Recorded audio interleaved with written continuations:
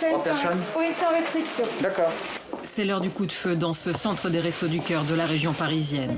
L'association vient de lancer sa campagne hivernale. Pandémie oblige, la distribution se fait cette année à l'extérieur.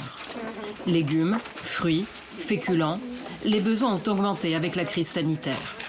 Si je suis là, c'est parce que justement, mes revenus ont diminué.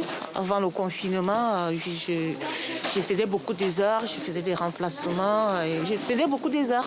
Et là maintenant, j'ai gagné un peu plus. Là maintenant, je gagne plus, c'est le quart de ce que j'ai gagné.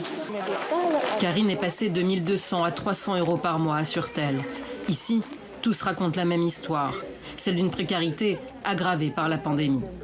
Et mon mari qui ne travaille plus, depuis qu'il y a le confinement, il a arrêté de travailler. Et moi, je n'ai pas de travail.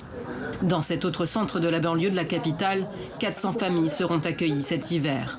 C'est 20% de plus que l'an passé. 400 familles, ça fait pas loin de 1000 personnes. Et pas loin de 1000 personnes, ça fait 6000 repas par semaine. Ici, tout est prêt grâce aux dons et aux bénévoles. Mais face aux conséquences économiques de la crise sanitaire, le président des Restos du Cœur ne cache pas son inquiétude. Si on regarde certains départements, en Seine-Saint-Denis, on était à plus 40% par rapport à l'an dernier. À Paris, à plus 30%. Et c'est-à-dire dans les grandes métropoles, on a de très fortes augmentations. C'est une vague montante qui nous paraît inéluctable.